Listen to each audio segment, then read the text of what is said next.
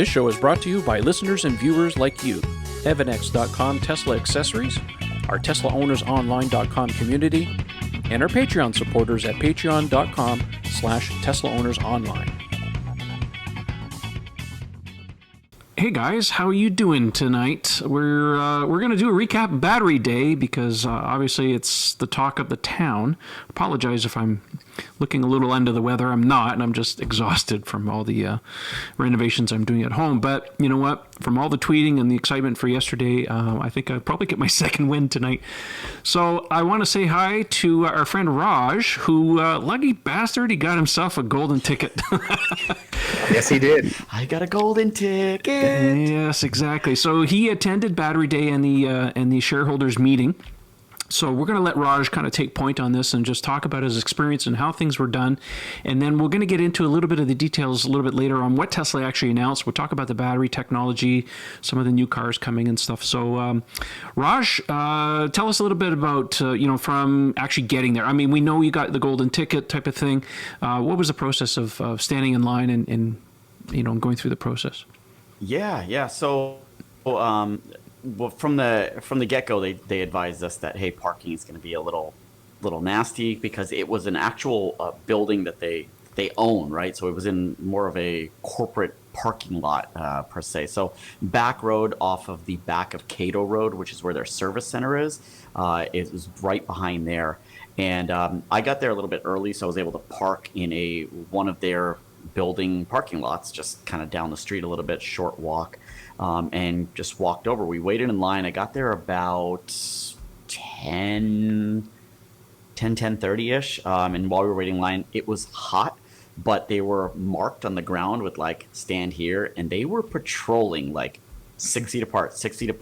They were very, very strict, which I give them a lot of respect and credit for, because during this time, like this whole social distancing and safety and everything like that is really important. And there are obviously people on different sides of the fence. Some are a little bit more relaxed and some that are a little bit more following the rules. And so this just ensured that everyone felt comfortable.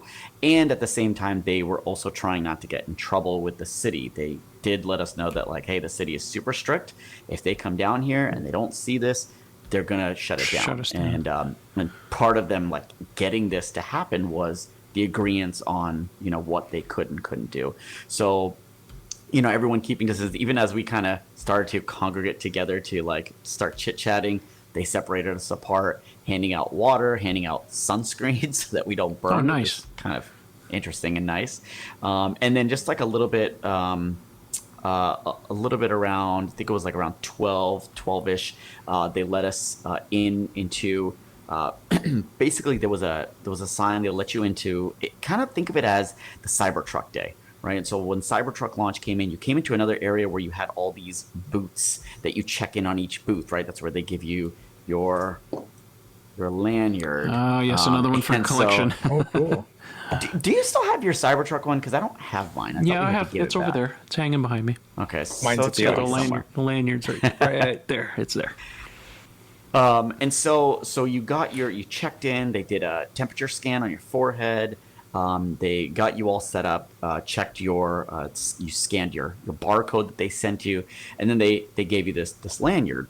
From there, you go in through a security check. Obviously, Elon's going to be there. Don't bring any, dangerous stuff. Mm-hmm. And then you go in, and as we're walking through, essentially think of it like as a courtyard, an outdoor courtyard, walking through almost like an office campus. And so you're walking back there, and there was another station that was set up that just had water, hand sanitizer station, but there was a document sitting there, and Eli actually noticed that something was written about food, that you can't have food in your car. And we all looked at each other like, what does that mean? Yeah. And actually, before even that, our friend Ryan McCaffrey, on his lanyard, he got indicated a car. And so we're like, oh, well, it's Ryan, so he's going to get, to be in the car or whatever. So we already kind of had an idea that there's going to be an opportunity to sit in a car. Mm-hmm. What that meant, we had no idea. And as you came into this back lot, it literally looked like a movie theater. I mean, you saw the videos online. They were just drive-in movie theater, just cars till the eye could see. Majority Model Ys. Along the outskirts were some Model 3s. But on your way there, right before you turn that corner, there was a booth, and you have to show them your thing, and then that's Your when number. they gave you a number, and that was your car number. So I had a black Model Y, and so you come around this corner, and the first thing you see is, of course, the sexy lineup, right? And so you got the semi that was just like right there, and it was parked in this like angled with looked like it had a trailer on it, but it didn't. And then right next to that was the Roadster, just looking actually amazing, because this was the first time I saw it in straight sunlight. So you could tell that red is so good that it actually had gleams of like orange in it. It was that just red like, is pretty special. yeah, it's hard to even capture it, like how good it looks. The problem And is then- with the Roadster is that unless you've been to the shareholder meetings, we've only ever seen it in the dark. Yeah. You Yes, know? And unless you see it in And the here bright it was sun. sun beaming on it. Yeah, And that's the thing, because it's a was different really red cool. than the multicoat red. Like multicoat red in California Yes. looks really good in the sun. If it's slightly overcast or you live where we are, it's not quite as nice. But this Roadster red here, I'm going to, you keep talking here. I'm just going to pull up this image here. Yeah. One that you took, actually. So I'll just do this little that overlay. side profile. Oh, that's Jeez. just deadly. Which, by the way, those of how you great watching- would it be if there was like a Knight Rider reboot and they have the Tesla Semi and the Roadster is the Michael Knight vehicle coming out of I'm done. the I'm Semi? done. Yeah. Yeah. I'm done. That would be I'm just amazing. saying, ratings juggernaut. Can we agree? Yeah. If you want to Oh, see yeah. the pictures, we have to remind people that are listening on the podcast, maybe audio format, go check out our YouTube channel, go and subscribe. You watch the latest episode, you'll see these pictures. We're going to be showing a lot more pictures and stuff, so maybe you want to check that out a little bit later. Yeah. Anyways, sorry for the interruption. Carry on. No, and then of course this was cool. This was the second time we got to see the ATV. So the ATV was on this like stand, positioned really aggressively, kind of downwards facing. Still hard to see everything because different from last shareholders meeting, you could actually walk around the vehicles at the last shareholders meeting. It was still roped off, but that's where I was able to see the Roadster, like how it was written Tesla on the back and it wasn't extruded. It was like flat. The Tesla logos on the Roadster are printed on. They're flat. They're smooth to the body. I see. And so here you couldn't go behind. So you couldn't really get too many views of the ATV, just kind of that front shot. And then right next to the ATV, the big brother, the Cybertruck was there. And then there was the main stage. And then to the left of the stage was the Current lineup. was the sexy lineup. Yeah. Yeah. Cool. So really cool. Two monitors on flanking the left and right of the stage. You saw where my car was, like if you're looking from the stage, I was like to the back right. But it was cool. Either you got good view of one of the monitors or you got view of the stage, or when you're in your car, you're watching the screen. And so that was really cool. Every car was labeled. So you find your car, you get in, and we're all chit-chatting from our cars. And it was cool. The car seemed, I think from what I heard, is that these were delivery cars that were eventually going to go to people. But I mean, I don't know. They all looked perfectly fine on the inside. This is a and shot they- that Dude, you should have slid in the glove compartment on yours. The Raj edition, man. Could have been worth it. I just put up a shot for those of you watching on YouTube here, a shot of Raj's car sitting in the car. So they had the presentation running on the screen at the same time, right? Yeah. That made it really cool because then you could, dial up the volume up and down as you wanted, and I was reclined back, just enjoying the show like I was at home. It was cool, but I mean, you have to think about how much work went in putting this together. I mean, I think I heard someone say there had to have been at least 300 cars. Now, to think about disinfecting the cars, because I did talk to Tesla staff, and they were like, every car got a full thorough wipe down twice on every vehicle. And then charging every vehicle because everyone had the AC blasting. It was super hot. Yeah. So you have to think, I think when I was there, I used up about at least 10 to 15% battery. And so every car had to have at least 50 to 60%. God forbid anyone ran out of juice while they were waiting. It would have been horrible. So, they did a great job. And then there were like porta potties, like really nice ones to the left and to the back. So you could, get out and do that. And, there was a break during intermission. And Speaking of but which, it was great. Here we go. Speaking of which, I have a clip here for those of you who are going to be watching on YouTube. May not have seen this clip. So I knew Raj was there. I was watching his Twitter feed. And during the intermission break between the shareholders part and the actual battery day, Tesla kept the live feed running on TV. So I had, I don't know, just popped in my head, I'll FaceTime Raj and I'll talk to him, just see how things are going. So I called you on the phone, and you were hanging out over where the Cybertruck was, and you were hanging out with John there from Silicon Valley Owners Club.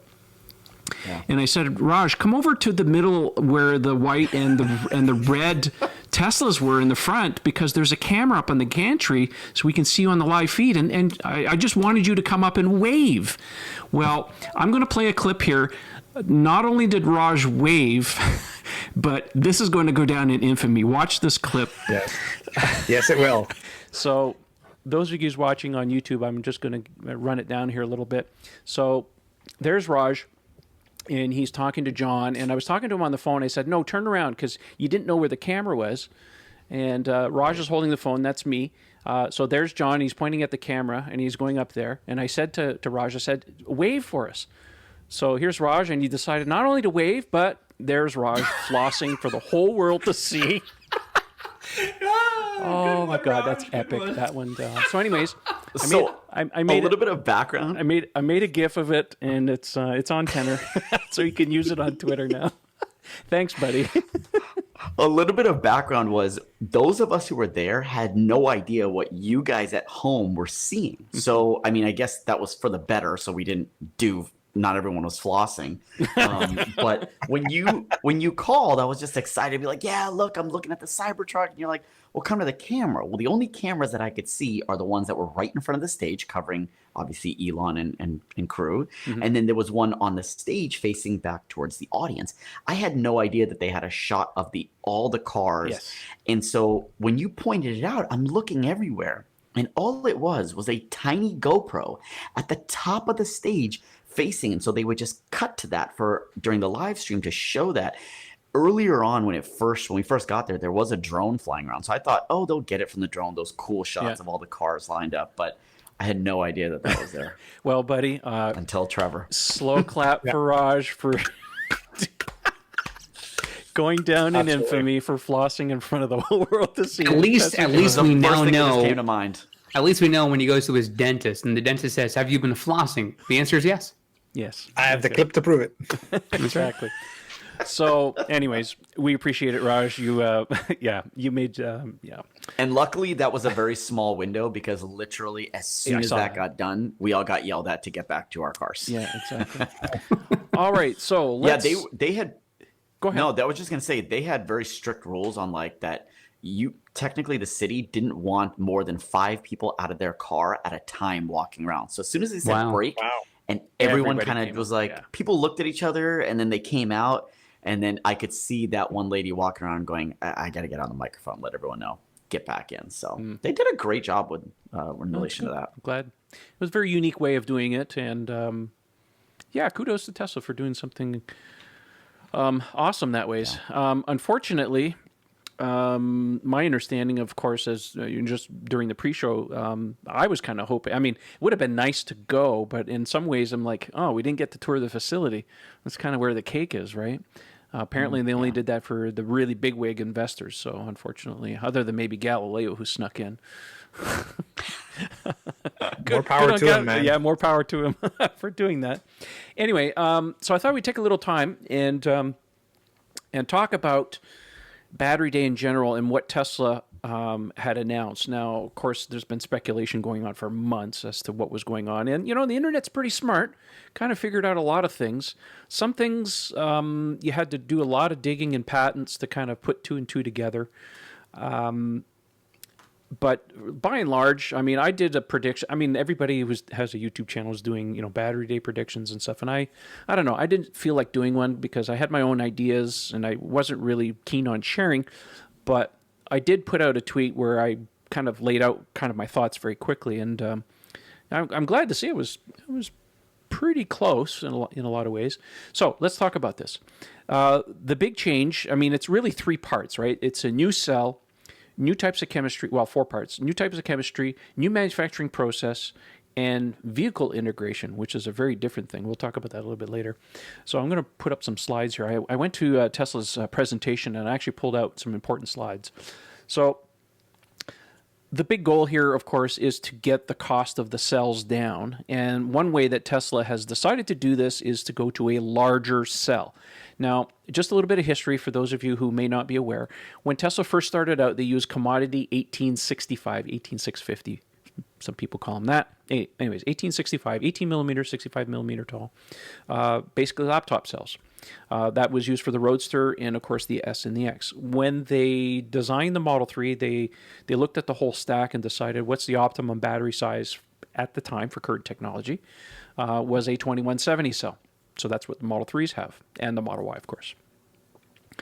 But now Tesla's really up in the game, and they decided that the next optimum form factor is this new cell that they are calling a 4680. So it's 46 millimeters wide and 80 millimeters tall.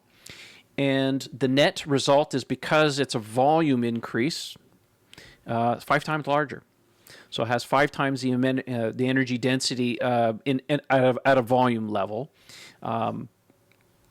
It results in about 16%, a little bit more than 16% range increase, and 6 times the power. And the power thing is really important because it has to do with how the cell inside is constructed. Now, I don't know how much you guys know about cells or how people on the internet know about how cells are constructed, but basically Tesla uses a cylindrical cell. So it's essentially a jelly roll. It's several layers of thin film that's rolled on a mandrel and then shoved into the cell. Now, up until recently, these cells have a single tab on it, which is the part that connects to the positive part of the battery, and that's where all the energy comes from. So if you stretch out this jelly roll, it's about 2 meters long, call it, all of the energy has to go to the middle and then up through this tab. The problem is that you can't charge the cell quite as fast, and you can't discharge the cell quite as fast, and it limits how big you can make the cell because everything's going in there. So Tesla decided through the presentation that they looked at the whole cell structure, and they said there's got to be a better way of doing this cell structure. And what they came out with is what they call a tabless system. So essentially the whole strip that's actually folded in there has a copper line running the whole length of the roll. And when they roll it up, and if you look at the picture, they showed a picture of it here. I'm going to bring it up for you guys who are watching on YouTube. You can see that the copper, and this is a shot of the cell from the top. And what they've done is that they've kind of cut the top. Let's call it a 1/4 inch. I don't know how big it is, but the 1/4 inch part of the copper has been sliced in such a way that it can be folded in after they're rolled in. So you get this solid copper connector on the top, and that's where the positive electrode goes. Now, the reason this is super important is because now the electrons only have one direction to go. They don't have to go all the way across and up through the tab. They can go straight up. So the net result of this is that they can charge faster, they can discharge faster, and less heat, which is critical because when you make a cell big, you have difficulties cooling it. So now that there's not as much resistance now because of all these electrons floating around, they can cool it better. One of the things that Tesla didn't talk about is their new cooling system. There's a patent. I'll put a link in the video and show description if you guys want to check it out. But what they're doing now, well, what they've done previously in the cells is that they would organize the cells into modules, and they would run this, I call it a lasagna noodle, but it's a channeled piece of aluminum that has contact between all the cells, and it snakes between the cells, and they run glycol through it. It's a coolant loop, really. What they've decided to do for this new larger cell is because the way that the batteries are actually connected now, they're all put on one plane. So some of the modules are upside down, so they're connected positive down. Other ones have positive up. And what they're going to be doing is actually taking these modules and actually submerging them in a coolant bath. And that's how they're going to cool them. So anyways, it's an interesting patent. So we're going to see that in the future. It's important to note that what they talked about is that this is a pilot production plant that they've built. They haven't scaled it yet. And what was the timeline? End of 2021, the end of next year, is when they plan on starting the ramp. Now, if you look at the product line, how does it coincide, right? So they talked about Cybertruck, the Semi, and the Roadster. Mm-hmm. Those are the first 3 cars that are going to be getting this. There is two other cars. We'll talk about that here in a second. But basically, it's predicated on these three cars. And I think energy-wise, for the discharge on these batteries, that's super important for the Roadster, obviously, because, you need the power there. And the semi-truck. The Cybertruck may be too... Did I say semi? I said semi. I meant semi. The Cybertruck may be a little less of an extent. I mean, for the tri-motor, that's probably good for the performance and stuff. But anyways, it really bodes well. FineLab has a line of protective coatings that were engineered to protect your Tesla's paint, leather, carpet, plastic, and wheels, effectively blocking all those UV rays and environmental factors before they ever get to ruin your brand new baby. FineLab offers a complete line of car care products and ceramic coatings for both the do-it-yourselfer and professional detailers. Did we mention we also have the world's first self-healing coating? Check us out at finelab.com, that's spelled FEYNLAB, to see the science behind the self-healing. Check out our product catalog and click Contact Us for a free quote from a certified installer in your area. FineLab and Tesla, we were meant for each other. Now, as far as timing is concerned, they did say end of 2021. Again, they did announce, let's talk about it. They did announce the Plaid Model S, taking reservations for that. Yes. Speaking of which, they lost me after that. Everything they talked out of that point, I was like absorbing it all. Then they showed the Plaid Model S numbers, and I was gone. They saved it to the end. Yeah. You were drooling like Homer Simpson over a donut. Oh, like in triplicate, yes. Yeah. I'm trying to find... So, Ian, you're getting one? Oh, God, man. I'm taking a second mortgage. Don't tell Miss Mad. The Plaid Model S in Canadian dollars base price is $190,000. Yeah. I know, but the performance is absolutely eye-watering. When I heard the base price in US yesterday, my initial thought was that buys a house in certain markets in this country. Yes, exactly. Let's listen to the Plaid Model S, shall we? Oh yeah, yes, do it.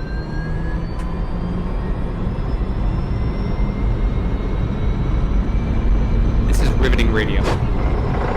Dude, it sounds like the Batmobile. It's so awesome. Yeah. By the way, can we admit? I know Tesla put out a video of the run. Can we agree that the driver was kind of erratic? No pro drivers are like that. One turn. Yeah, on some of those turns, all you hear is that. That's common. They hit the rumble strips. That's common for racing. No, I know, but I mean, I just figured, could have added a sound just like you know that, right? The Roadster's going to sound like this, right? You know this. Yeah. It almost sounds like straight gears. Well, I'm just... I mean, that goes to the next topic is like, what if this is what the Plaid Model S is going to do? What the hell is the Roadster going to do? I mean, it's just going to send you into space. That's what the Roadster's going to do. You're just going to be able to launch into space. It's not just going to send you into space. It's going to warp the space-time continuum. Right. And then there's the SpaceX time machine. Yes. I'm actually starting to think maybe I might save up and maybe order that package. It would be possible that when the Roadster has its different packages you could buy, one of them is the Schwartz package. It would not surprise me if there's a Schwartz package. That would be epic. Mm-hmm. Anyhow, so this Plaid car is going to be going in production at the end of 2021. So obviously it's going to be getting these new cells. That's part of the deal. They've only announced the specs. A lot of people have been speculating. It's like, oh, when are they going to do changes? It looks the same. There's a lot of wiggle room in a year, guys. Let's give it some time. I would fully expect that the Plaid Model S is going to get a significant change, at least on the interior, some changes on the exterior based on what we've seen at the Nürburgring track. So, yeah, if you think it's going to look the same, I would say just wait a little bit. Did you see, if you watch that video again, steering wheel when he's driving on the inside, the steering wheel, it's a Model 3 steering wheel. No, that's so fine. I know, not crazy, but also, building a car designed for track runs a little bit different than saying that's going to be the production run, in a year's plus time, give or take. So, it could be that that's what they had and decided to switch it to make the steering wheel a little bit smaller. So who knows? But that certainly would be an interesting change for folks who are used to the larger, more rigid steering column. I'm the CNS. Fully expecting to see significant changes in the Model S, especially with that trim level. So anyways, that's just Elon. They don't want to Osborne themselves. It's not in production, but it's fine to announce specs, take deposits, and then when the time comes, oh, by the way, here it is. It's interesting that it seems to be delayed. They were supposed to release it by the end of this year, but it looks like it's delayed again. And I think it's largely because, well, they've decided to put these new batteries in the car, which makes total sense, right? It's Well, I also think in large part, and let's give credit where credit's due, is that the pandemic certainly changed every calendar spectrum. I mean, even like the Black Widow movie's been delayed until more than a year after the original release date, right? Like everything's been pushed back for different reasons. It'd be understandable if in large part, maybe, yes, they wanted to wait till this new technology is closer to production and then be able to put that into the newer Model S's. But it also, I think, and like I said, let's just admit it, the elephant in the room is that the pandemic has certainly changed timelines for a number of companies. Tesla would not be excluded from that by all means. Absolutely. Mm-hmm. So let's get back to the cell for a little bit, because there's quite a bit of stuff going on here. I'm not going to get like really deep in this thing, but one of the things that really caught my attention was this slide here. They were talking about volume expansion. Now, they made a big deal about the fact that silicon in the anode material is can hold up to 9 times more energy than carbon does. But the problem is that it has an Achilles heel, in that when you charge it, it fractures, it breaks, and it doesn't come back. Now, when I was at a electromobility conference about 3 years ago, Ian, you and I were both at that. I sat in on one of the sessions where some of the researchers were talking about this, and I remember when they were talking about the silicon thing, I thought, oh, that makes total sense. And here is Tesla talking about it. I'm like, what? Why are they doing that? And the next shot was basically this, where they found out a way with several different coatings to prevent that from happening. So obviously, Tesla, for whatever reason, seems to have cracked the problem.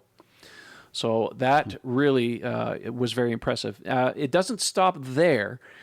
One of the most contentious minerals that Tesla puts in their cells, or everybody puts in their cells, is cobalt. Yeah. And Tesla has decided that's it. We're not using cobalt anymore. So what they've decided to do is get rid of cobalt and up the nickel, which is why Elon on the last conference call, earnings call, made a big deal about needing more nickel mining. So yeah, so they're going to, sorry about that, they're going to fix that problem. So all in all, some really big changes. Now, I was surprised they didn't talk about the electrolyte, because we know that Professor Jeff Dahn, who's been working under contract for Tesla, has brought 2 things to the plate with Tesla. One was finding the holy grail of electrolytes, which prevents or largely prevents battery degradation. Battery degradation in a lithium-ion cell is a physical phenomenon where there is a plaque buildup, if you want to call it that, on the SEI layer that prevents the electrons from passing through easily. As that layer builds up, they can't reverse it. However, they can mitigate it by doing different additives to the electrolyte, which is what the medium which the electrons flow through. They had published a white paper late last year where they basically announced, we basically found the holy grail. We have this new electrolyte that prevents that. Now, that's probably part of Tesla's secret sauce, which they're not really announcing, so why get into the weeds? They did say there's things going on that we're not going to talk about. So you're right. That could well be one of them. Yeah. So they didn't talk about that. The other thing that Jeff Dahn, just on as an aside, that brings to the table is that they developed a very sensitive and accurate measurement, computer measurement system where they can measure the coulombic efficiency of the cells, and they can do testing in weeks and months, whereas other manufacturers might take them tens of years to do that. So that's part of the whole mix. Anyways, it's a lot of secret sauce at Tesla. I'm surprised. I was kind of hoping to see him on stage because he's a really smart guy. If you actually watch some of his YouTube videos in his lectures, it's quite fascinating. So anyways, let me see here. What else here? I got another screenshot. Yes, diversified. Changing some things on the cathode side. I had predicted on Twitter that Tesla was going to announce not 1, but possibly 3 different batteries. Obviously, they have theirs. They made a big deal about talking about iron-based cells, nickel manganese, and high nickel batteries. So obviously, looks like that's exactly what's happening because they have partnerships with CATL. Panasonic, of course, LG. So it's not just the only. They're not just doing their own cells because they want to get rid of everybody else. It's just this is what they're doing. Very interesting on this slide, top left-hand corner. There's a car underneath a sheet. Mm-hmm. So Tesla has announced that they are currently developing a $25,000 electric vehicle. That'll be out in about 3 years. Kind of confirming what Elon had said last year at the Shanghai Gigafactory Shanghai opening, that they were going to open a design studio in China, that they were going to design a smaller car, or affordable car, I guess, for the worldwide market. So this is the first time we've actually seen the price, which is awesome, because a lot of the developments that they're doing, of course, with the reduction of the battery price up to 56%, the manufacturing costs and everything. So yeah, we're gonna. This is gonna be an exciting car. I just hope they don't call it a Model 2. Get away from that. Then it would be too sexy. It would be too easy, right? No, you got to call it the 2. How do you not call it the 2? I don't know. Well, they have you have to Cybertruck think now. of They could have called it. Yes. They could have called it Model T. No, can't call it Model T. No, you can't do that. No, Model P pickup. Anyways, they didn't go down that road. Cybertruck. I personally, I think Tesla's done with naming things 1, 2, and 3. And anyways, that's beside the point. Hatchback. Compact. Yeah. Well, you Oh, know, C. Elon- Everyone's doing C for compact. Yeah. Yeah. Sony You could. A7C. Yeah. Call it the Tesla AF. That way you have the sexy AF line underneath it. There you go. There you go. So that's it. Exactly. That's the one. Sorry, my You're glasses. welcome, Elon. All right. Did you guys catch this slide? You guys can't see it, but our viewers can. Revolution in body and battery engineering. Now, this has been hinted at by Elon. He said that the Model Y that's going to be built in the Gigafactory in Berlin in Germany is going to have some significant changes in the body structure of the car. And let me tell you, when I saw this slide, I paid a lot of attention to this, because they didn't tell you what it was. Could have been a new car or anything like that. Anyways, bottom line, I studied the back casting. That is definitely a Model Y. So I think what we're seeing here is the Model Y body structure that's going to be built in the Gigafactory in Berlin. Other interesting part of that is that it has this new battery pack structure that they've designed, including the new cells. Because if you watch the presentation, they show the battery cells going into the battery pack, and then the 2 castings bolting to the battery pack. This is a big change. The way Teslas are built right now is they build a body that has a cavity in the bottom where the body or the battery is actually bolted into. They're actually re-engineering or designing a new battery pack using these new cells now, where it's actually structural to the car. They're actually bolting things to this battery pack now, which is a big significant change in the body structure of this. So anyways, that picture, as far as I'm concerned, that's the Model Y for the European market. I think in due time, they will bring that to North America. But anyways, did you guys see the picture? What did you think? Well, the explanation of the technology was fascinating, and I liked Elon's analogy when he's comparing it to like the honeycomb structures used often in aircraft, or Formula One cars, where you basically have 2 rigid surfaces with a honeycomb substructure that join them.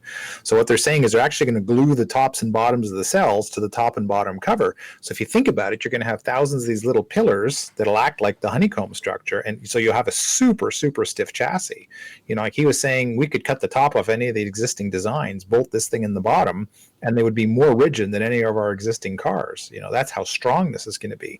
So imagine how much lighter you can make the whole thing based on the fact that you've got this now actively, you're actively using the cells as part of the structure, and you don't need all that perimeter frame to support it. It's an amazing breakthrough. It's a step change in how the batteries are constructed, because if you look at, say, a Model S or Model X battery, if I remember correctly, Elon was saying they designed the battery pack to be serviceable at the time. So they built the modules, they were vented and kind of segregated to themselves in these little boxes. As it turns out, they never serviced the battery, so it was just kind of like, So when they went and designed the Model 3 battery, they got rid of the serviceability. They went to 4 modules with no compartments. And now we're basically going to a battery that has no internal structure. It's just cells glued together. So it's almost like Tesla designs almost like bespoke batteries for each generation of car that they come out with. They're never satisfied of just taking the existing technology and shoving it in something else. Aside from, so they share the same battery between S and X and 3 and Y. But I think it just shows that they're not afraid to innovate and spend the money and do the R&D to get them where they need to be. So yeah, it's pretty exciting on that front. It just goes to show that they're always thinking about the whole stack. Yes, Raj. I wonder that, like previously they were probably thinking of like, hey, if the battery doesn't last, maybe, there'll be there was always this talk about this battery swap model, right? And so how it that's built today could support something like that if they wanted to look at that. But you could put two and two together. This path that they're going on essentially is not going to make a battery swap model possible. But if the battery is a 1,000,000-mile battery, then you don't really need to swap it now, do you? So it kind of all ties in, and Yeah. I mean, yeah, I could definitely see that. Yeah, that's one of the things they didn't mention because, of course, there was speculation all the time because Elon had said, we'd like to put a 1,000,000-mile warranty on the batteries. Of course, they didn't announce that yet. Again, kind of falls under the Osborne category. You don't want to let too much out of the bag as far as what you're doing because then, of course, you're going to kill your sales, right? Can't be killing the sales right now. Let me see here. What else did they show here? One more slide. I think it's a very important slide people need to really pay attention to. Range increase based on cell design, anode material, cathode material, and cell vehicle integration results 54% increase in range. A huge decrease in kilowatt hour. We're talking 56%. So they're going to more than halve the cost of the batteries over time. And while the last one's a little less important for a lot of the people, other than maybe investors, investment per gigawatt hour of reduction of 69%. So Tesla's looking at the whole chain from start to bottom at every aspect to get the cars down in terms of cost. I think is very, very exciting. What's the Model S Plaid rated at? 520 miles? Roughly. Yeah. 3 more than Or Lucid. that greater than symbol. Yes. 3 more. Yeah. 3 more. And then, again, Roadster officially, 620 miles. I think it's going to be way more than that. Semi-truck, again, these numbers were kind of sandbagged because I think this was kind of in the future plans. And when they developed those prototypes, none of this stuff was ready. They were just kind of like, okay, when everything gets caught up, and that's when they will do it. I think, to Eric's point about delays about the COVID thing, I think some of this tech that they've been working on has also led to some of the delays internally for some of these products. I think it just makes sense if you look at it. So, but everybody benefits at the end of the day because we get a better product out of the deal. Yep. Any observations? What else? Well, I certainly have a few. First, just want to remind folks that starting when this gets released on YouTube, starting today, September 24th, is National Drive Electric Week. Let's make sure we let that cat out of the bag. Yes, absolutely. So this is kind of interesting timing as we think about electric vehicles in the future. But a couple things I noticed. One is the overreaction, I think, that we saw in the 24 hours since the announcements of how people were sort of like let down, thinking there was going to be some more of a sense of urgency of things that are coming in the immediate pipeline as opposed to what's going to be, remarkably 2, 3, 4 years down the road, and they looked at it as a bad thing. I understand this desire for instant gratification and having something in the immediate, especially as Raj noted earlier, a potential interior refresh of the Model S, or a number of different things that we thought, even with the new Plaid Model S, seeing that that's delayed roughly a year until it's ready. Those sort of things. I want people to understand that you certainly can be disappointed that things aren't coming as soon as we'd like. It's understandable to want something as gracious as Tesla is at times, that the Roadster has been delayed. Like, there's certain things that we just know are forthcoming, but as we've come to learn with Tesla, everything is about exhibiting patience. Things will come. It's just a matter of maybe taking a bit longer than expected. The second takeaway, and I alluded to this in our conversation before we began taping today, is I look at a lot of these things as really the focal point has been on transportation solutions for Tesla, right? Like you alluded, Trevor, that these next iterations of battery packs are really going to be focused on, from the outset, there may be some variations down the line, but initially focusing, as Elon said, on the Roadster, the Semi, and the Cybertruck. And I was hoping there'd be some inclination, some suggestion in their release notes yesterday of larger scale solutions. Powerwall, for example, their megawatt battery storage solutions that they're finding in different cities around the world. There really wasn't much conversation with that. And I know that their push for sustainability was certainly marketed very well yesterday. I mean, Raj did a great explainer video earlier today. If you haven't seen that, go to his YouTube channel. I'm sure he'll post a link up later on for that. It's a really good summary about what happens in the presentation, but there's also, I think, the other side of battery technology, which is how does it affect the greater communities as opposed to just individual owners and business owners for transportation systems. So it's not a grave disappointment. I would have liked to have at least had some allusion to that. There wasn't one, but it doesn't mean that some of the technology advancements that they're going to be making in the next few years couldn't then find their way into some of these products. But again, it's not to take away from the advancements they were announcing, but we know that these are going to be things that are forthcoming, but it would have been nice to also see something that I thought would be more beneficial for non-transportation related solutions that we know Tesla's known for.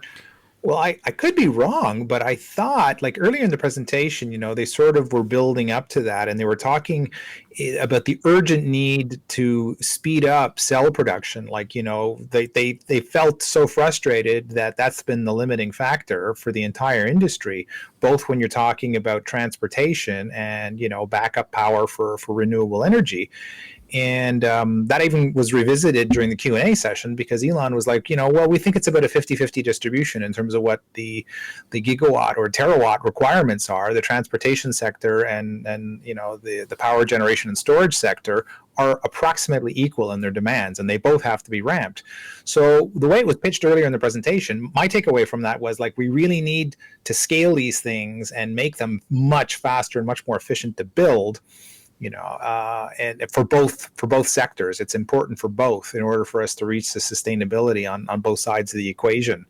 So he didn't go into details, you're right, Eric, like at all on it. But I think what they're trying to say is, yeah, we're using these new technologies, like we're developing for the 4680 cell, across the board. It just sounded to me like this is a blanket solution to get the whole thing up to speed. Well, there's no doubt that Totally. the cell is definitely the future for any new products. Mm-hmm. So, go ahead, Eric. It's interesting, too, also thinking about the vehicles, that you really saw the opposite ends of the cost spectrum. With the announcement that they're planning on building a more affordable electric vehicle coming in around $25,000, and then on the opposite end, you had the Plaid Model S, coming at essentially almost $200,000 Canadian. You really see the cost disparity, but that's really critical, because you do have those prospective Tesla owners that like power, performance, endurance, and really that just beast of a machine that hits the track, as you guys might call it. And then you've got the lay consumer who's like, listen, I'm really about the mission. I'm really about sustainability. It's just that right now it's difficult to see myself getting into an affordable electric car. Maybe they have their aversions to certain manufacturers. It's understandable. But now here it is that they're saying, but no, we're intending on building a car that is going to be more cost effective, that maybe for all markets around the world, especially for those that don't have such larger vehicles, and that would be closer to a price point. That's, I think, also a great takeaway from yesterday, that maybe people were not expecting. They figured Model 3's kind of the bottom there, and say, no, we're going to try to go even a little bit lower than that if we can. My other takeaway from Tesla announcing a car like this, because people will say, well, there's other electric cars on the market that don't cost as much as a Tesla. The thing is that either the manufacturers are selling those cars at a loss because they're using the other vehicles to help pay for the loss, or they're severely compromised. Range, supercharging, whatever the case may be, right? Tesla doesn't seem to be interested in anything like that. They want to make a profit on a car, and second of all, they don't want any significant compromises on the car. So I see Tesla's investment in the battery technology as a necessity to make sure that those things are very well balanced in their product mix, rather than, well, you can buy this particular car and you can take a big discount on it, but guess what? You can't go very far on it because of XYZ or whatever the case may be, right? So Tesla is very interested in making sure that, A, they make a profit for themselves, and B, make sure that they have a very, very compelling car. And unfortunately, the batteries are just too damn expensive. So they got to do what they have to do to get the cost down. And it's nice to see this company saying, look, we have to go vertically integrated out of necessity. We can't rely on everybody else. We'll still partner with people where it makes sense to do, an iron phosphate battery over here for this particular market, whatever the case may be. But I think long term, they're really looking at everything. Like, we want to get, the mine. If we could put a gigafactory on top of a lithium mine or a nickel mine, we will do it. But I think it's fascinating to look at what they've done at the cell level and the constituents and rethinking how a cell is made. I can't think of any other company that would say, let's reinvent the cell. It's like, no, they just want to keep doing what they're doing and try and get the cost down through volume manufacture rather than look at the whole picture. I don't know. Raj, what do you think? Yeah, I mean, I look at it as like, people are never, who used to have this issue was Apple. Right. And Apple used to do back in the day when they used to have their worldwide developers conference, everyone expected something. But it's a developers conference. This is talk about software, not talk about hardware. And Apple kind of got themselves stuck into it. And now they're producing something every time because the fans want to see something. They don't want to hear about software or they want to physically hold something tangible. And Tesla's kind of putting themselves into that realm too. But you can't make a car every year. At some point you have to think even bigger than that. And that's where I was, I was making this reference in my video as well too, is that just, you have to look at what they've done. And they also, there's this, like what you called out before, Trevor, is the Osborne effect, right? Is like, if you say anything, now you could sit here and think, okay, they're reinventing the battery. They're doing X, Y, and Z, better efficiency, lower cost. Heck, they could put that in a power pack or power wall, and the power wall be cheaper, last longer. Could they do that? Yes. Did they announce it? No, because if they announce it, then you're not going to buy a power wall today, and sales are going to tank. And right now, all sales are crucial, right? I think they're still in that growing phase, and so God forbid they don't report a great quarter, they're just going to get hammered again. So it's like it's this chicken and egg situation, and you got to look at the bigger picture. It's not just about cool products and fast vehicles. Like, listen, they've got it. There was a Roadster there. Trust me, I saw it with my own eyes. It exists and it will come. But there's a lot more important things like going back to the base, looking at the battery, looking at the very beginning, and how, they will own this entire stack, everything in there to, just they own everything. Once you own everything, like I go back to Apple because Apple's done this too. It's like you own all the pieces that you're going to make an even better product that you have like almost full control over. Right. I got to say, the whole thing. Well, you also bring up two really good points there, Raj. Go ahead, Ian. Oh, sorry. No, I just quickly, because one of the things that astonished me, and I predicted this last night. I mean, I'm sitting there watching it with Ms. Matt. And I'm like, check this out. One of the analysts is going to look at this and go, well, it's not quite as spectacular as we thought. And the stock price is going to plummet. And we watched it, like the pre-market was already tumbling as the show was going on. I'm not, what the hell is wrong with people? And it was exactly what you were just talking about, Raj. It's like there's no new thing now that they can put their fingers on and go out and place, and buy tomorrow and have. So all of a sudden it means that Battery Day was a failure. And for the first time in a year, I looked at this show and go, oh my God, I now understand the valuation. Like, I know that Tesla's value long term is going to catch up with the stock price, but you got to admit it's frankly their market cap right now is insane.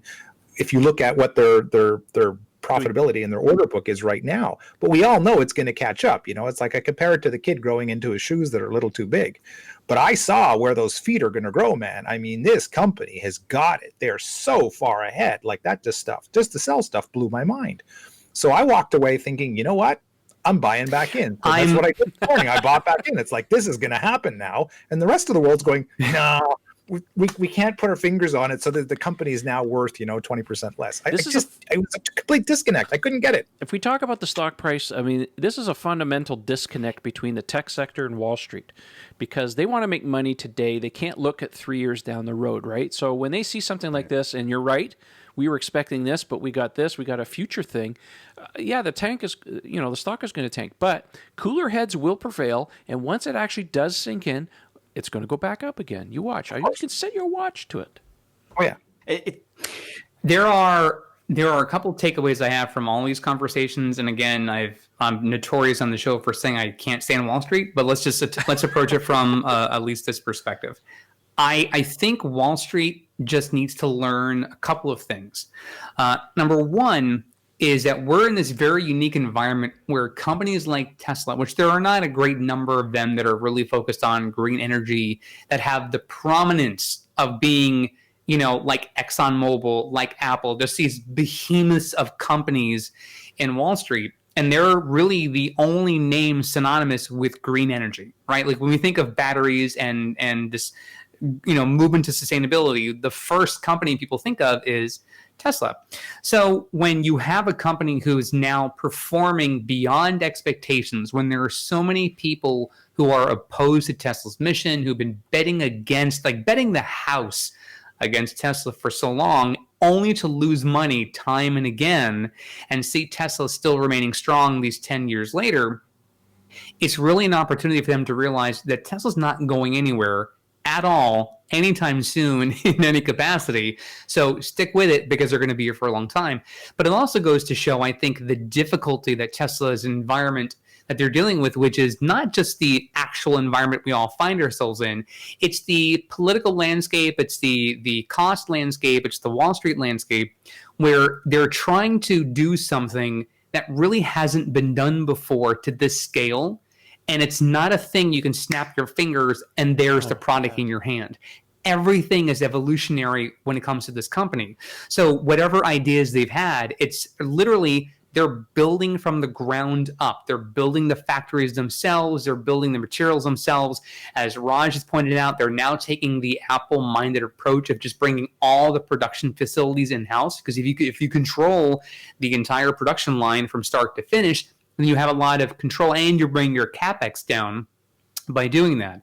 So there's so much reaction to saying, well, they're not putting out a product for 3 years. But again, it's how difficult that is and why it's so significant that we support what they're doing as soon as possible by investing in their stock, by purchasing their products, by referring other customers to Tesla, because the more support they get, the quicker they can get to some of these milestones that, again, take time to develop because no one else is really doing it at such a large scale.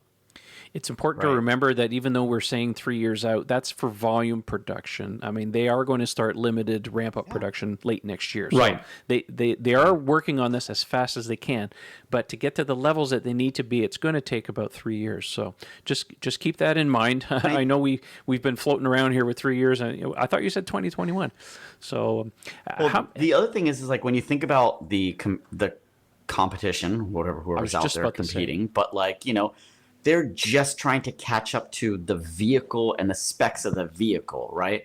Tesla's already is like, hey, we've already accomplished that, so let's look at how else we can build it out, The rest of these guys are still sourcing batteries from elsewhere. They still have that large expense of I think back in the day used to talk about between the two cars, you've got this $10,000 at minimum, right, battery that you got to put in the car. It's a huge expense from these auto manufacturers that don't have any other way to do it. And now Tesla's already gone over that hump, sold a ton of vehicles and helped bring that cost down. And now they're like, hey, let's go to the next step.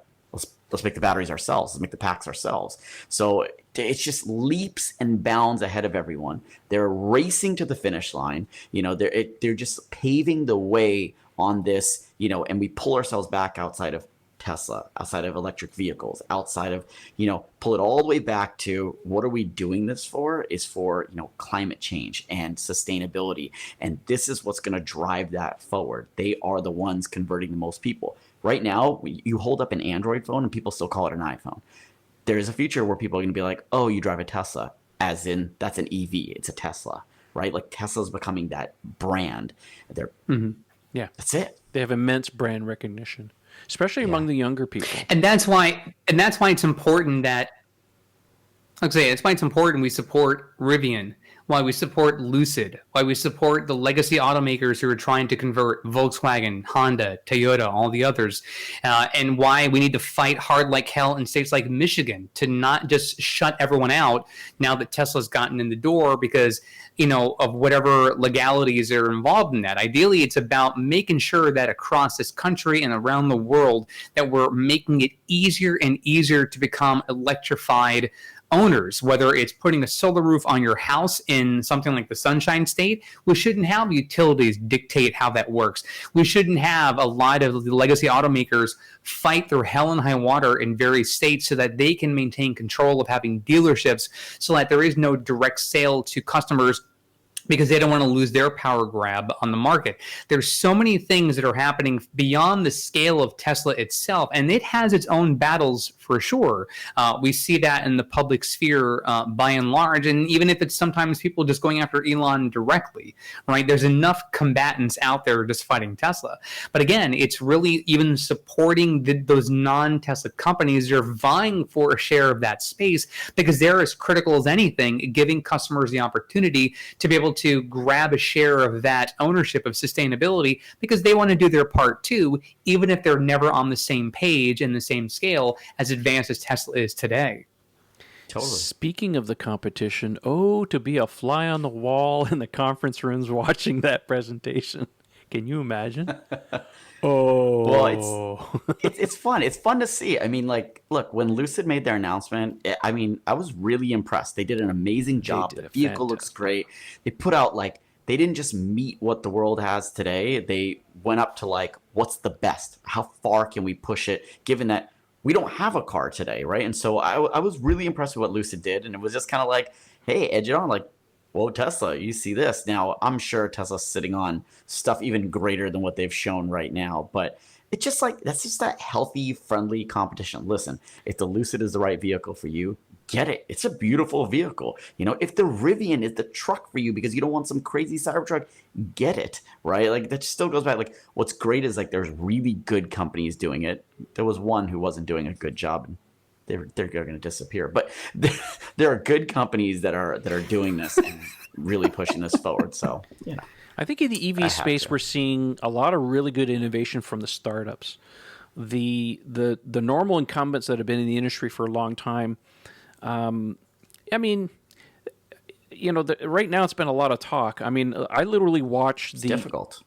I watched the intro today from Volkswagen's new ID4, which is their SUV variant of the ID3, which is, you know, kind of a competitor with the Model Y. And the one takeaway from the whole thing, and just listening to these guys, and they're definitely marketing people, they would not acknowledge Tesla. They would say they're competitors. That's all they would ever say.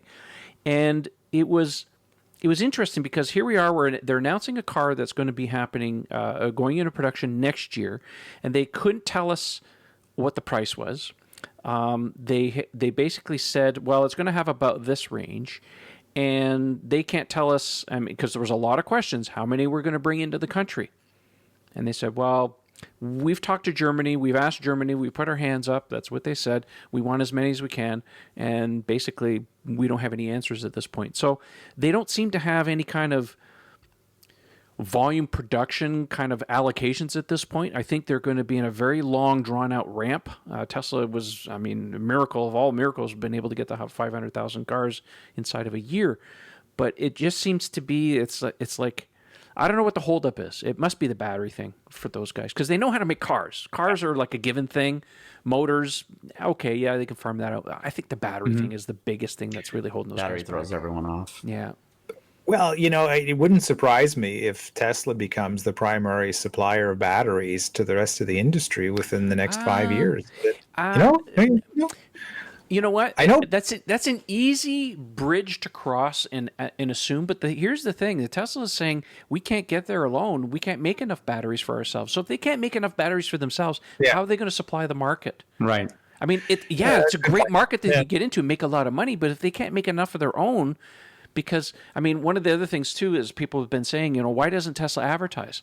Well, the reason you advertise is to generate demand for a new product. Tesla doesn't have a demand problem, right? So why would you make something worse by advertising? People are having to wait right now. Like in Canada, if you want to order a Model 3, it's 9 weeks to get a car. So why would you advertise when you can't even deliver? Yeah. So why would you advertise? So they don't have a problem selling the cars. The cars sell themselves. So until they have more manufacturing, I think, then they can actually deliver. I don't think there's any reason for Tesla to be advertising at this point. The car sells itself. We don't have to worry about that. But anyways, it's a novel approach, and I would love to see Tesla do deals with other manufacturers and sell them batteries and drivetrains and stuff like that. But I don't think Tesla's anywhere near capable of doing that at this point. They're not big enough. No, not in the short term. I was thinking kind of long term, you know. Well, anything's possible, but right now it's just like Tesla's in complete growth mode right now, and they just can't seem to make enough cells. I mean, that's why they're going vertically integrated. They just can't get enough from Panasonic, LG, and CATL right now. So.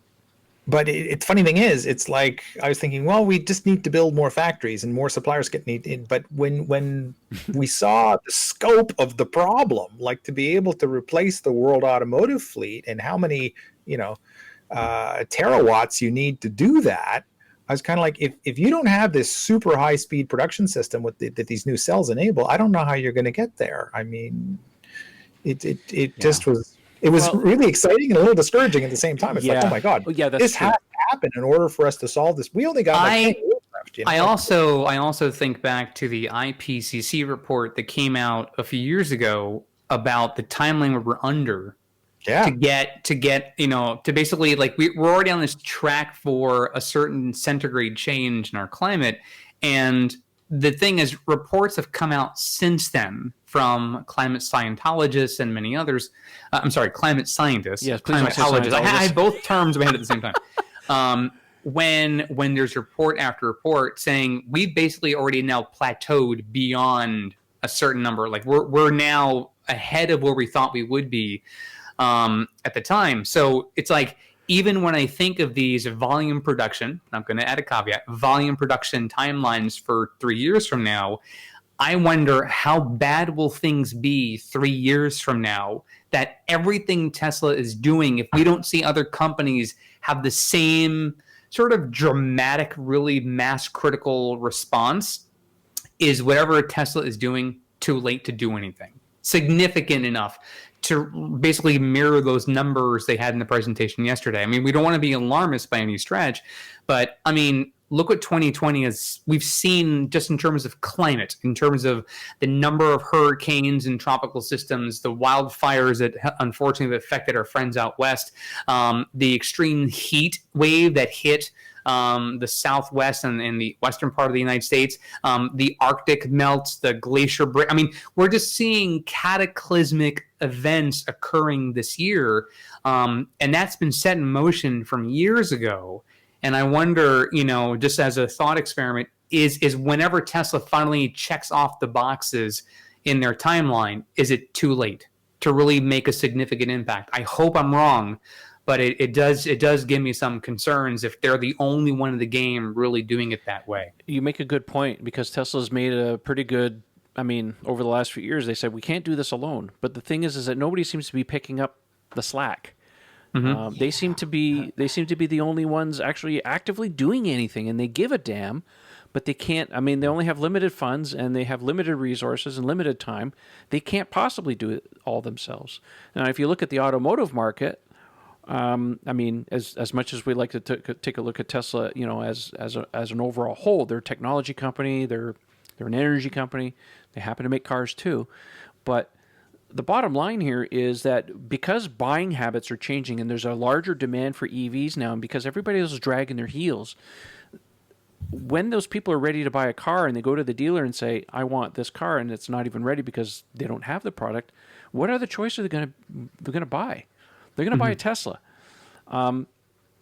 So I see Tesla's market share continuing to increase and actually accelerating in a lot of ways, because nobody else is picking up the slack on their part to get compelling electric vehicles onto the market. I could see Tesla swallowing up not only the lion's share of the EV market, but actually gaining significant market share as in the vehicle sector as a whole, because of the fact that they're so far ahead of everybody else.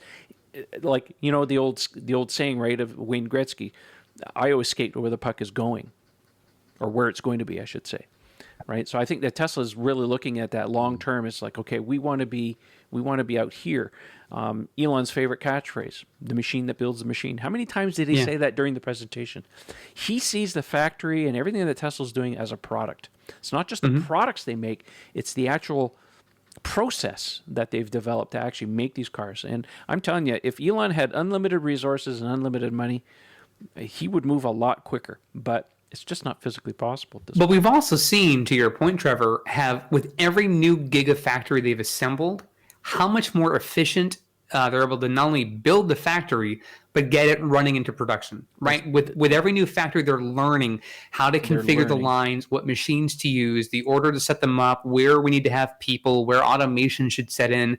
They learned early on with the Model 3 ramp up. I think that was really their greatest challenge that they were faced in terms of getting to their sustainability portion of their phase 2, which was, we know we had to get a mass production vehicle. And there were a lot of stumbling blocks that they encountered along the way, but they were able to overcome those obstacles. And now look where they're at. And now we see China, Berlin, Austin, like they're rapidly building these factories one after another, and they're really able to get them up. First of all, the be able to build them as fast as you're doing it, that's amazing, right? All the updates we're getting from Berlin are just eye-dropping numbers, right? Like, we're just like, what?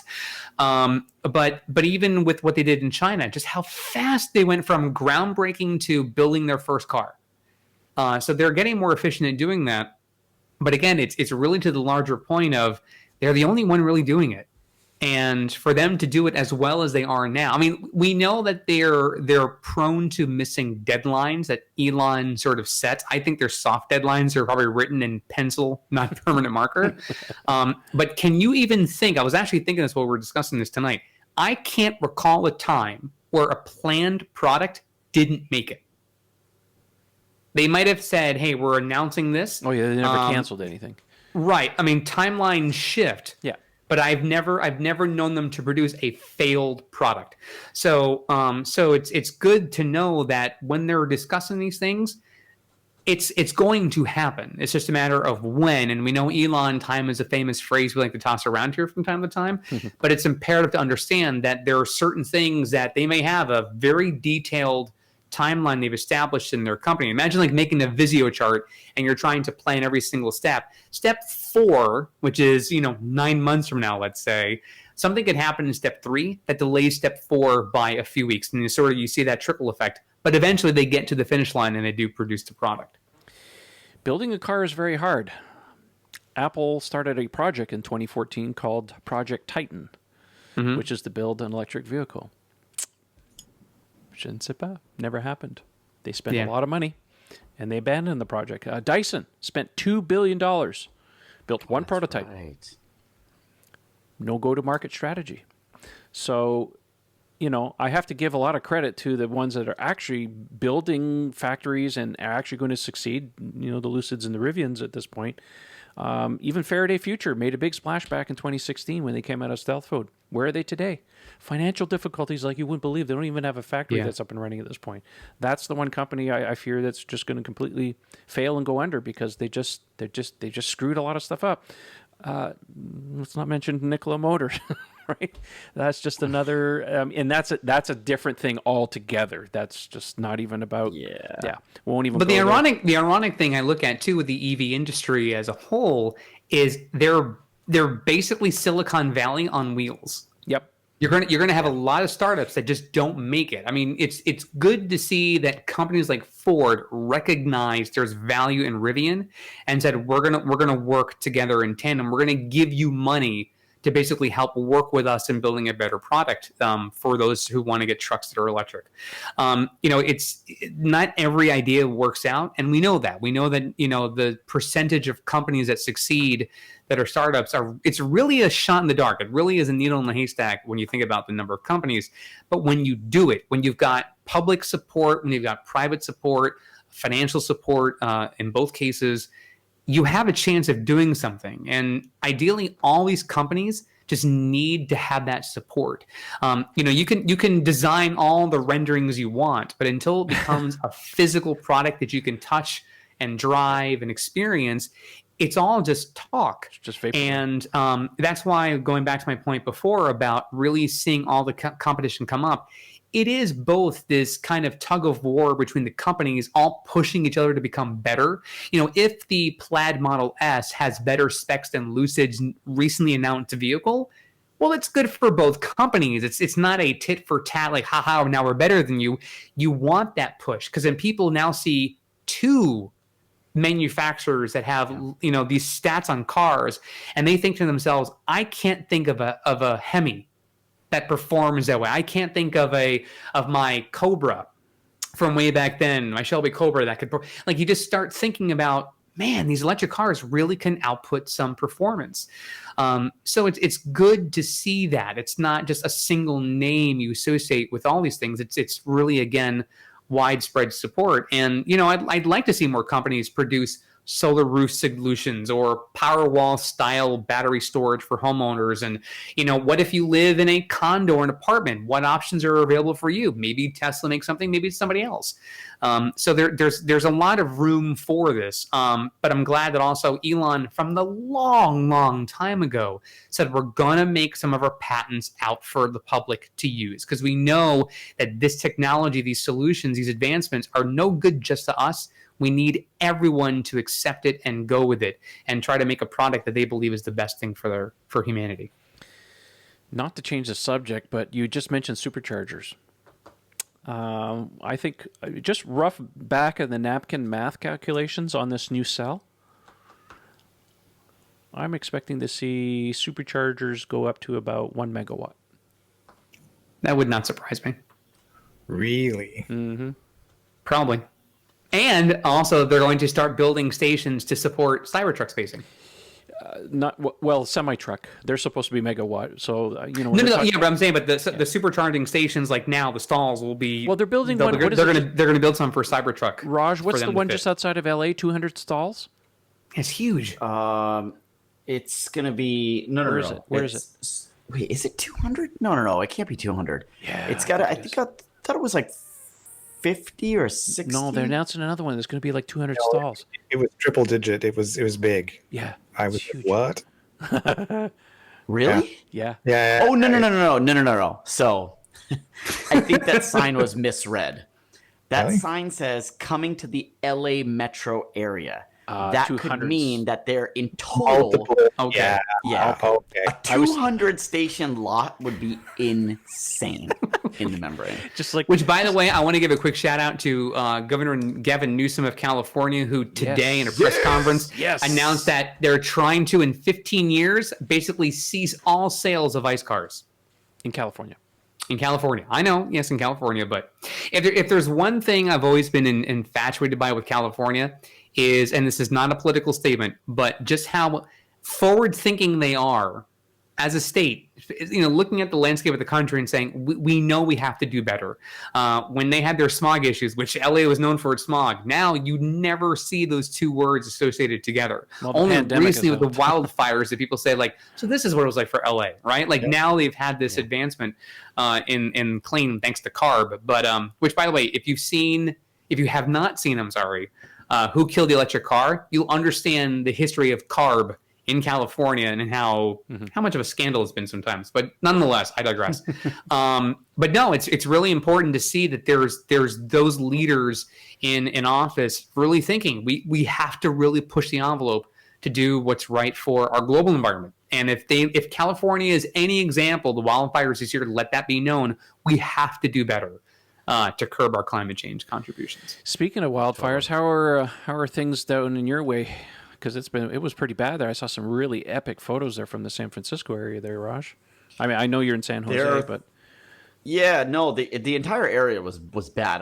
That day was insane. It was just, I mean, it looked like Mars. You saw the videos, you saw the photos. Crazy. It was a little creepy, a little scary. But I mean, we're good now. Thankfully, it's clear blue skies. And now, now I think Pacific Northwest is dealing with it. But I think last time I checked, it seemed like all the fires have been now 100% contained. So pretty good. now, been they had rain, or is it just because of the firefighting efforts? What was that? Was it because of a change in the weather, like in terms of rain, or was it firefighting efforts?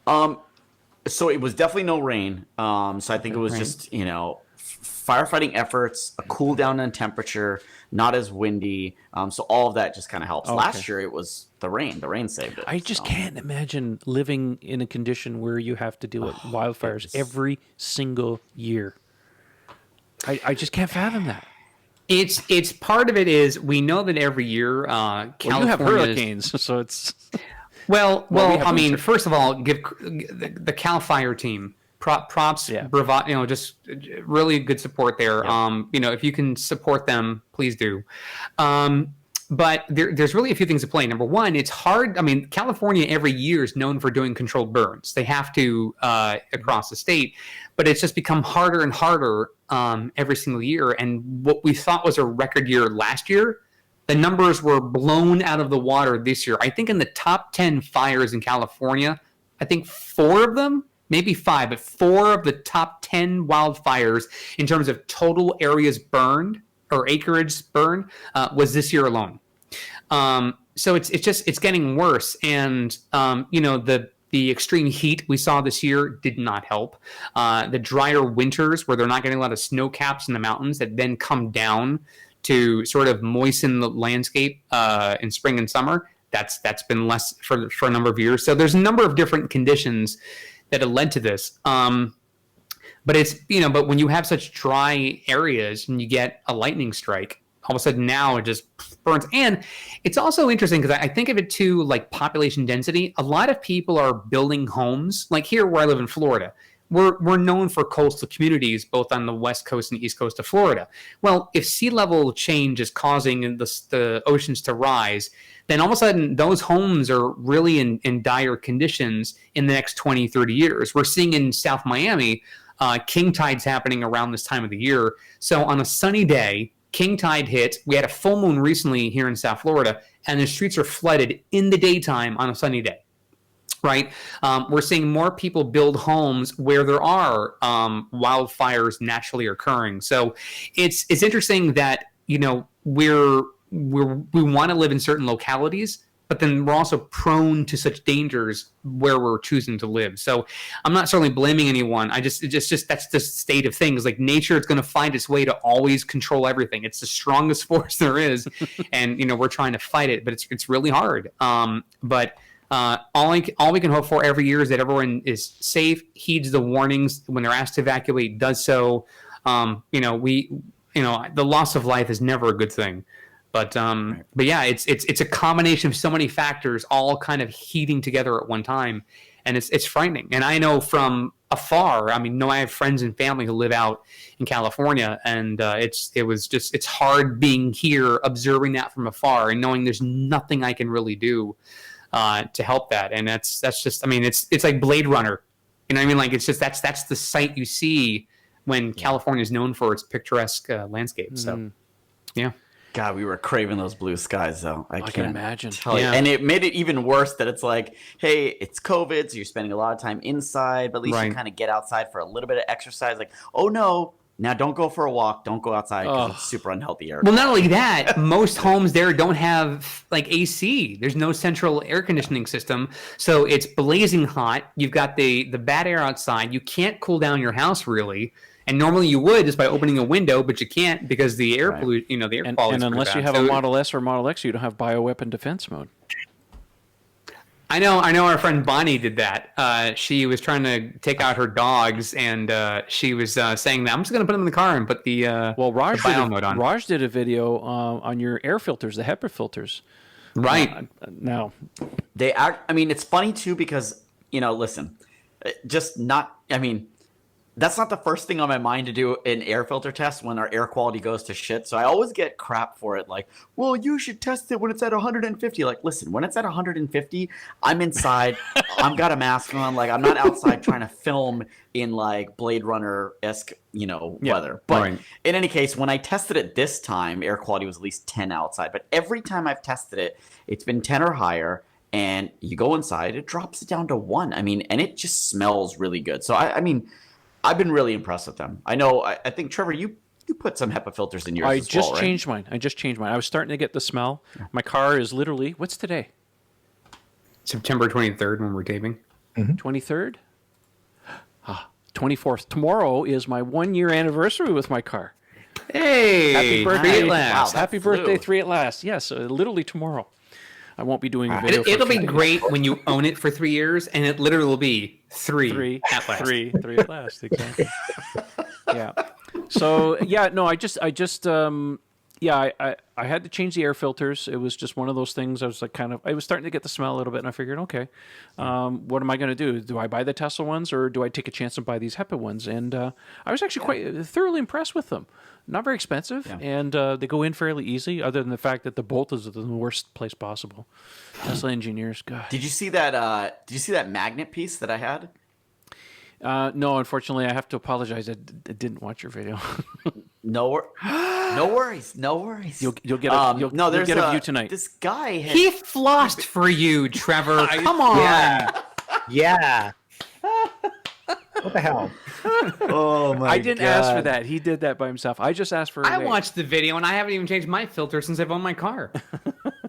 I'm on my originals as well. Amazingly, I don't know why, but. But you only change it like once a year or something like that, and then it's only that time that you realize how bloody annoying that screw is, and just how awkwardly placed it is. So I happen to be scrolling on Facebook, and some guy is 3D printing a replacement cover plate that has an earth magnet in it, and so he originally made one that actually replaces it, and then he realized that Tesla tweaked a little bit of the wire holders in some year model. So then what he did was he was like, all right, to not mess with that, he'll make his piece, like the Tesla piece, snap onto his piece. So you could still remove. So basically the thing is, like, I can put my hand down there after I remove the sidewall and just like pop it off. So okay, I got a new project for my 3D printer. There you go. I always got to have excuses. If you can fix your side gate, Trevor, you can fix anything. Make little things like this, like headphone holders for the side of your desk, Anyways, lots of fun. It. Well, on that note, any closing thoughts on Battery Day? I know we're going to be diverging and talk about all kinds of stuff, but it's pretty exciting, all things considered. I'm going to give it 90%. I think in a lot of cases, some of us are a little disappointed, but maybe it's just a case of just getting a little too, what's the word I'm looking for? A little too excited over something that really wasn't being delivered today, so maybe got our hopes up a little too high. But all things considered, I think it really shows that Tesla's thinking. What do you guys think? I mean, thumbs up, thumbs down, sideways? I agree. I think overall there's a lot of great promise that's going to come from that production. I also think that the conversation at least allows companies who are looking to sort of break in, whether it be with battery technology or EVs or some combination thereof, to really look at, now that Tesla has a roadmap for volume production in 3 years from now, for them to start thinking, well, maybe we could design something like that. So I think all in all, it's a lot of good promises, very exciting opportunities down the line, and it'll be interesting to see when they finally hit volume production what the vehicles across their fleet will be doing at that time with those. Because we know the numbers now with Model S Plaid. We know that Roadster, and you mentioned others earlier in the show, that now those numbers might be scaled up with some degree. But then what if those batteries find their way into Model Y in Germany? What will those numbers look like for Model Y? So there's a lot of great promise to come from this. So people who are disappointed today, I think really should look at the other side of this and think about it's not just this instant right now, they're going to come out with this next week kind of thing. But it is always looking down the road. Tesla, by the way, can we just admit they're playing chess when we're all playing checkers? Can we just admit that that's what's happening? If only the automotive industry moved as fast as the cell phone industry. Yeah. What's interesting though? You bring up a good point. I would say that by and large, cell phones haven't changed much since the iPhone came out. Well, form factor. They've made improvements in terms of the technology a bit, but like the phone itself has been the same kind of thing for a long time, right? It hasn't been any. You mean the rectangle? when was so ready? Since the iPad, what's the next major advancement from Apple? Watch. But if you think about it, they didn't invent something new. They're going to be doing. There already have been activity watches. That's it. So like Apple just said, we're going to make a better version of that. But like it's hard to make something that no one's made before.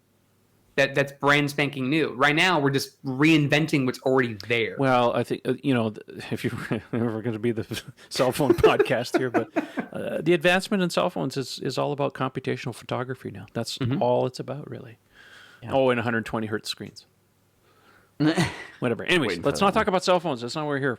Raj, closing thoughts, please. I was thoroughly blown So- away by battery day. yeah. I no issues whatsoever. Like all of you people who are disappointed by it, I'm going to borrow a phrase from the Brits that I absolutely love. Have a word with yourselves. I mean, I don't get it. I don't get the disappointment at all. Okay. Having said that, my one little tiny little bit I would like to see here we go. mile battery. I mean, I would like to have seen confirmation about the million-mile durability thing. That's it. Small, no big disappointment. that'll We know come it's in kind time. of coming, but that's it. Once they're ready to deliver, then they'll drop the hammer. But they can't do it now because it's going to kill their sales. Raj, closing thoughts. So I think what's really exciting. I think the biggest thing to understand is for everyone else that's kind of watching and listening and feeling like they were let down by it is that think bigger, right? Think the bigger picture of where Tesla's going. Right now, the lineup is perfect. You've got a vehicle for almost everyone. The cheapest vehicle they were able to get to is $35K without having to do major changes. Now they're focusing on the next roadmap and how to expand this. So I would almost say that their lineup today fulfills everybody's needs. Obviously, we've got a truck coming that's a little crazier than a normal truck. And then there's that $25,000 car, right? Outside of those two, you've got a pretty damn good lineup that most car manufacturers are doing, like every year. So for Tesla to make that, you've got something that, so I guess what I'm saying is like, don't go in always expecting something that doesn't really need to exist yet, right? The reason why the Roadster, I guarantee you the Roadster is all set to go. The reason why the Roadster is being delayed is obviously now they're going to put in the new batteries, but also it's not as important as getting the vehicles to the masses, right? The 25K car, the Model 3, the Model Y. So there are vehicles for us. Don't want something that you don't really need, I guess is what I'm trying to say, but focus on the bigger picture on what now making these changes on a bigger, grander scale helps affect the path, the future of Tesla and what they're able to do in 2 years, in 3 years, the million-mile battery, the Roadster, the 25K car, all of that. This is just, it's like volleyball, right? You're bump set and then they come in, spike. Yeah, the Roadster 2 to me is like the master plan in reverse, where you start with these few production type, like prove it models, and then you kind of scale upwards. And now we've hit the scale. Now we're going to sort of start regressing back to the mean. So it's kind of interesting they're doing it from that perspective. Yeah, it'll be an impressive car when it comes, but I'm more excited about the Cybertruck, to be honest with you. So, well, excuse me. Yeah. Well, I guess that brings us to the end of the show. So, Raj, since you're the guest, why don't you go first and tell everybody where they can find you if they want to have a chat with you? Yeah, absolutely. You can find me on YouTube, Tesla Raj, or on Twitter, Tesla_Raj, and also on Instagram, Tesla_Raj. Yep. Flossing away. Yeah, flossing away, baby. Eric and Ian, where can we find you guys? You can find me on Twitter. It's twitter.com/ECFix. That's ECFIX. I just also want to say that as it's now fall officially in the Northern Hemisphere, it doesn't feel like don't it. Remind me. But just as a cautionary tale, I know that a lot of us are going to be worried about this winter and this fall about how things are going to go. I hope you're well. I hope everyone's doing well. I wish you all the best. If you ever need someone to talk to about anything, all of us are willing to listen. We're all supportive of you and your loved ones. We don't always have to just talk Tesla on our Twitter feeds and our social media accounts. So if you ever feel like you just want to talk to someone about anything, hit us up. We're always happy to entertain any questions of any kind. So thank you. Ian? Nicely said, Eric, and I'm 100% behind that message. Thank you. You can find me on Twitter at Ian Pavelko, Tesla Owners Online, which I've been super derelict in my duties there. Anybody who's been posting questions and messages and I've been getting to you a week later, I so apologize. It's just my life has been so upside down during my workcation and then all the stuff that Trevor and I were just doing. So I promise to get back to normal and answer more forum questions. But How's your dick coming? The dick is doing nicely, actually. It has a full surface now. It's nice and large and long and wide. And we're getting there. It actually has some stairs now, too, so you can climb up into the dick. Raj doesn't know the Yes. joke. Oh, jeez. Raj, I'll let you in on the joke later on. I guess that leaves me. If you want to follow, I'm very active on Twitter. You can look it up, Tesla Owners Online. Check out our forum at teslaownersonline.com. I want to say thank you to everybody who's a good sponsor of the show, including our Patreon sponsors. I want to say a big thanks to everybody in the Tesla Owners Online community. You guys rock. Keep the site going. Yeah, so that's about it. And we will see you next time. Thanks, everybody, for joining. And Raj, keep flossing, buddy. See ya. See ya. Well, swallowed. Want to know? Both of them. Yeah. Yeah.